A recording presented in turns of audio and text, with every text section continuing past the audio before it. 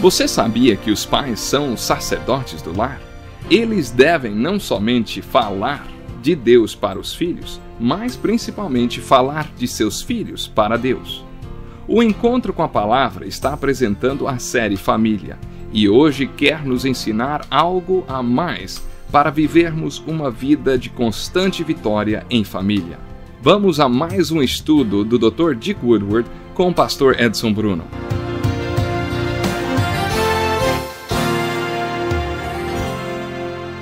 Muito bem-vindo a mais um programa Encontro com a Palavra. Que alegria estarmos juntos mais uma vez. Hoje estaremos caminhando um pouco mais nos princípios bíblicos para um casamento equilibrado. Quando as pessoas respondem nossos questionários, a maioria volta com perguntas referentes ao divórcio. O que especificamente as pessoas querem saber sobre o divórcio?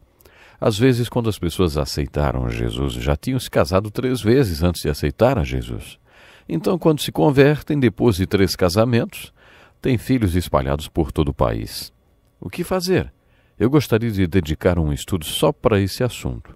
Casar e recasar. Essa é uma pergunta que merece atenção. O texto bíblico que lemos no estudo anterior não é o único texto do Novo Testamento a tratar do divórcio. Jesus sempre passou a lei de Deus pelo crivo do amor de Deus antes de aplicar essa lei na vida das pessoas. Eu vou repetir. Jesus sempre passou a lei de Deus pelo crivo do amor de Deus antes de aplicar a lei de Deus na vida das pessoas. A diferença entre Jesus e as autoridades religiosas é que os religiosos perdiam de vista o fato de que toda a lei de Deus veio do coração dele, cheio de amor pelo homem. O objetivo de toda a lei de Deus é expressar o seu amor pelo homem. Deus quer que vivamos da melhor maneira possível. Foi por isso que Ele nos deu Sua palavra. Sua intenção nunca, com todas essas regras, não foi ver a nossa infelicidade. Deus quer que sejamos felizes. Há um propósito para cada uma das leis de Deus nas Escrituras, que é o bem-estar do homem, porque Deus o ama. Agora, os fariseus, a autoridade religiosa daquela época, tinham perdido esta visão e simplesmente impunham a lei sobre as pessoas. Mas Jesus nunca desviou o ponto de vista correto.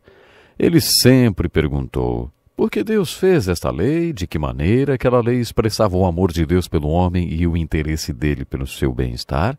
Por exemplo, o propósito da lei do casamento e da família é que tenhamos um lar cristão. Não é bom que o homem esteja só? Aqui a palavra homem é usada genericamente. Não é bom para o ser humano estar só. Deus afirma que tem prazer em colocar uma pessoa somente em família. Ele não quer que estejamos sós.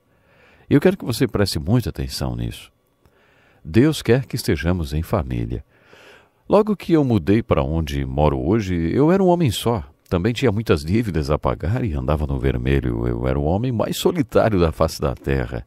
No livro de Gênesis, vemos que quando deixou sua casa, Jacó também era um homem só. Mas depois de 20 anos, quando voltou, cruzou o mesmo riacho que tinha cruzado quando saiu de casa, mas agora ele tinha mulheres, filhos, rebanho, gado. E ele disse: quando cruzei este riacho não tinha nada além de um cajado em minhas mãos. Agora Deus fez de mim um homem com uma grande família.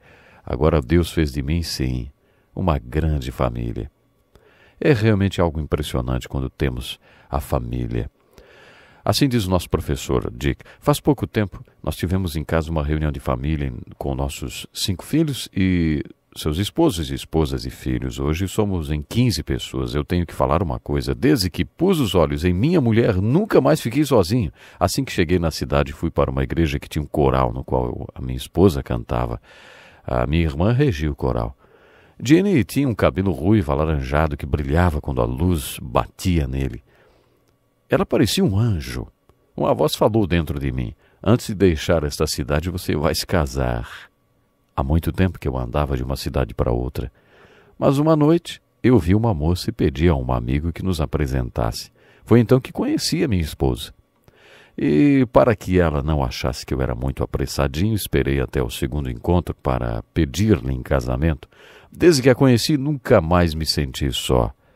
É isso que Deus quer. E não só para mim. Ele quer isso para todo mundo. Portanto, eu não acho que Cristo aprove a atitude de pegar uma lei criada para dar um lar feliz para as pessoas e usá-la para impedir que tenham este lar. Eu gostaria de compartilhar isso com vocês daqui a alguns estudos, quando nós gastarmos um programa inteiro sobre este assunto. Portanto, de acordo com Jesus e Moisés, o casamento é um laço providencial. É necessário que este laço seja permanente, mas ele também é exclusivo. O laço de casamento entre um homem e uma mulher é exclusivo em dois sentidos. Por essa razão, o homem deixará pai e mãe. O casamento exclui os pais. Isto não quer dizer que não possamos ter um bom relacionamento com eles. Isso simplesmente quer dizer que você não mora mais na casa de seus pais. E se você é uma mulher, seu pai não é mais o seu cabeça. Ele não é mais sua cobertura, o marido é. Quando você se casa, é bem diferente. Alguém já disse, não sei em que se baseou que a principal causa do divórcio é a família. Eu sei que as famílias podem se intrometer e atrapalhar, mas não se as pessoas entenderem essa exclusividade. Por isso, um homem deixa seu pai e mãe e aí se une à sua mulher. Ele exclui o relacionamento que tinha antes com os pais. Nesse sentido, é exclusivo. Promete que amará, protegerá na alegria e na tristeza, na saúde e na doença, até que a morte os separe. Jesus disse que o casamento é como um contrato entre um homem e uma mulher, e está baseado na exclusividade. Quando essa exclusividade é violada, o contrato de casamento pode ser considerado nulo. Não quer dizer que o será obrigatoriamente, mas pode ser. Deus não planejou este relacionamento para que um dos parceiros viva com alguém que não viverá o relacionamento com exclusividade. Não é isso que Deus quer.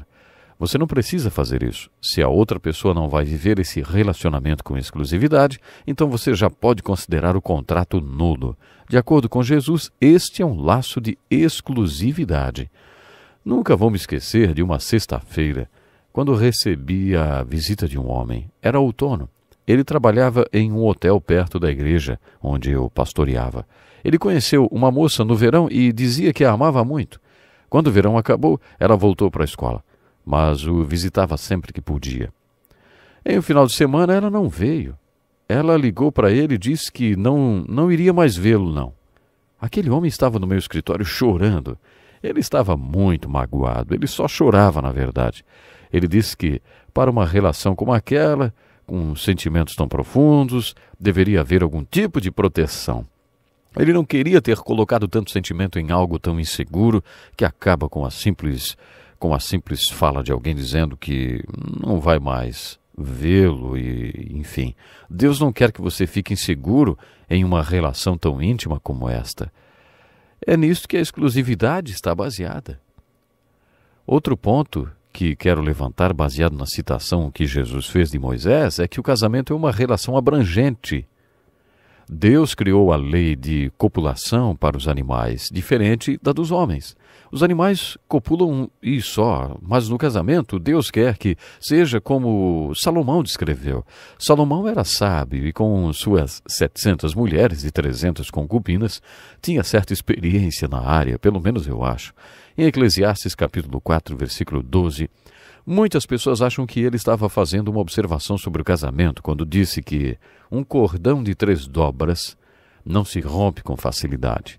Uma corda de 3 fios é difícil de ser quebrada ou arrebentada. Acredita-se que Salomão pensava no casamento quando disse isto. Podemos fazer a seguinte aplicação. Podemos dizer que quando Deus planejou esse laço, que é providencial, permanente e exclusivo entre o homem e a mulher, ele quis que fosse uma união do espírito e que a profundidade dessa unidade fosse expressa através de um relacionamento físico. Em outras palavras, os planos de Deus é que haja uma comunicação mais profunda, que haja, na verdade, comunhão, que os seus espíritos tenham comunhão. E o casal deveria se comunicar e ter comunhão, coabitando. A forma mais profunda de comunicação que existe é o sexo entre 2 pessoas casadas. Esse foi o plano de Deus, que o sexo fosse a comunicação, a expressão da unidade da mente e do espírito. Agora cheguei no ponto que queria. Eu tenho um pedaço de madeira esculpido. É uma linda peça feita por crentes africanos. O único lugar onde você consegue uma peça como esta é na África. Nela está encravada uma frase impressionante que ilustra o plano de Deus para o casamento. Eu chamei de o cordão de 7 dobras do casamento. A figura é de um homem e uma mulher ligados de forma inseparável, como se fosse um. A palavra que está acima deles é unidade. Mas em que sentido eles são um? Será que é só por causa do relacionamento sexual? Não, claro que não. Há muito mais nesse laço que chamamos casamento. Estou apenas aplicando o que Salomão e Jesus disseram. Para mim, o casamento é um cordão de 7 dobras. Voltando à escultura da madeira, todos os laços são duplos, como se fosse uma rua de 2 mãos. Os laços entram e saem do homem e da mulher. O primeiro laço está em suas cabeças. Em cada uma há um laço. Considero este o laço espiritual, que é o fundamento da unidade. Podemos dar a seguinte interpretação ao cordão de 3 dobras. O fio do centro é Jesus Cristo. O marido é um fio e a esposa outro, os 3 formando esse cordão de 3 dobras com Cristo Jesus. É como se fosse um triângulo com Deus no topo, o homem à esquerda e a mulher à direita. Tem um versículo para esse triângulo. Não se recusem um ao outro, exceto por mútuo consentimento e durante certo tempo, para se dedicarem à oração. Depois, unam-se de novo, para que Satanás não os tente, por não terem domínio próprio. Este é um conselho de Paulo quando escreve sobre o casamento. Vamos estudar 1 Coríntios 7, porque esse capítulo é considerado o capítulo do casamento da Bíblia. Na primeira parte do capítulo, encontramos conselhos sobre relacionamento sexual para um casal cristão.